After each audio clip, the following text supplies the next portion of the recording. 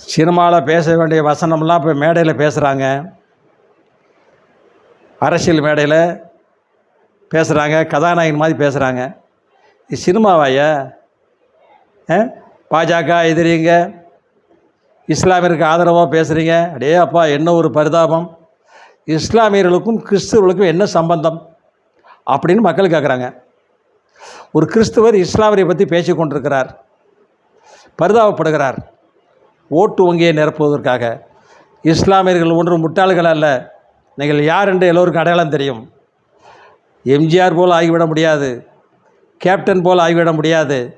அதை மனதை வைத்து கொண்டு பேசுங்கள் என்று எல்லோரும் பேசி கொண்டிருக்கிறார்கள். நான் பேசலை, எல்லோரும் பேசுகிறாங்க, தரக்குறைவாக பேசுகிறாங்க. பெற்றோரை மதிக்கலை, மனைவி பிள்ளைகளை மதிக்கிறது இல்லை.